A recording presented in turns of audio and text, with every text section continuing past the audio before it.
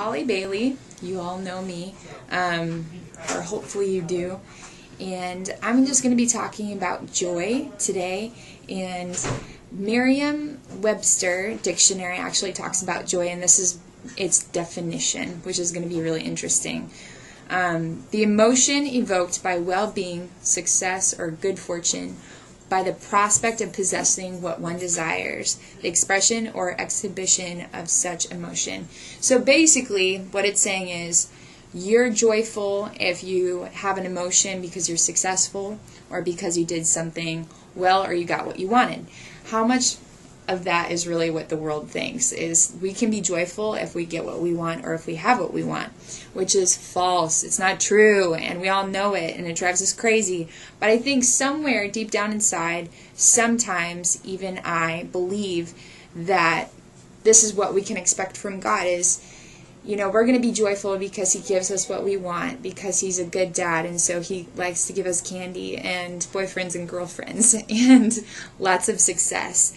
But when I think of joy, and I'm sure when you think of joy, I actually think of some of the hardest moments in my life, some of the moments where I was disappointed or things did not turn out the way that I wanted them to, and I didn't have what I wanted. And I can think of a time a couple years ago, I had this red Toyota. I had a car, and I had it for school.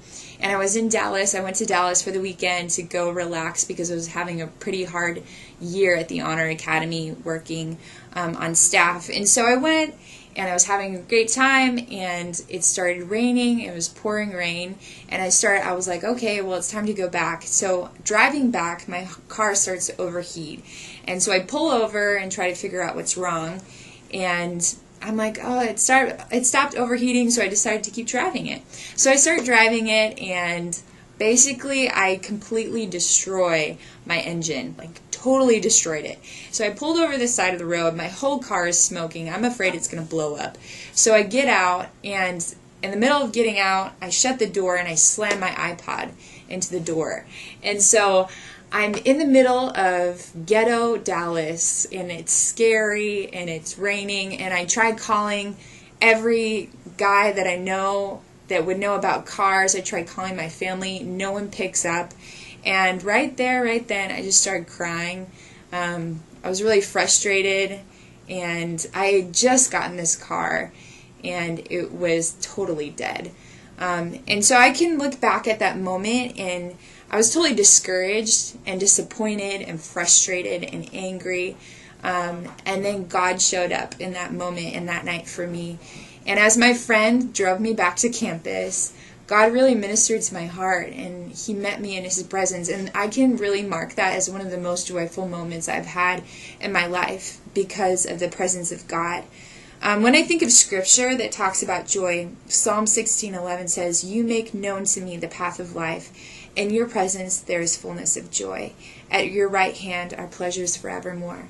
And then Philippians 4:4 says, "Rejoice in the Lord always. Again, I say rejoice."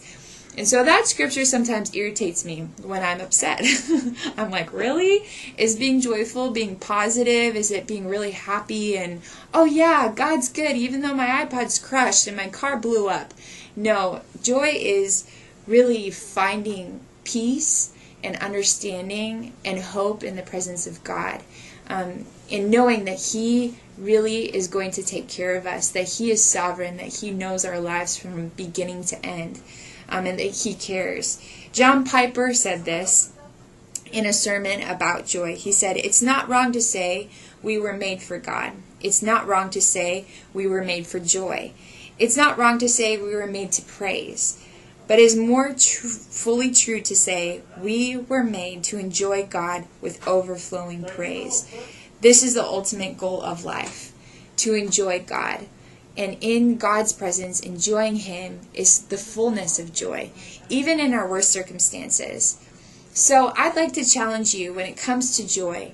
My first challenge for you, thinking about your life, I'd like you to think of a time in your past that was one of your darkest hours, one of the most discouraging moments for you, one of those dark nights of the soul.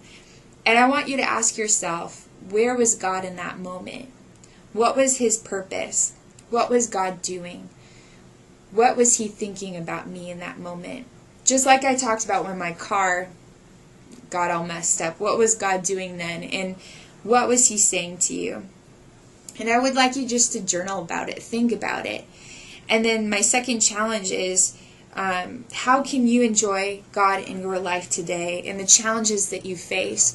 And I'd like you to just to go before the Lord and just spend 20 minutes listening to some worship music and enjoy God's presence and appreciate God. Enjoy him. Let him delight over you and delight in him. In his presence, really, there is fullness of joy. And that's true joy.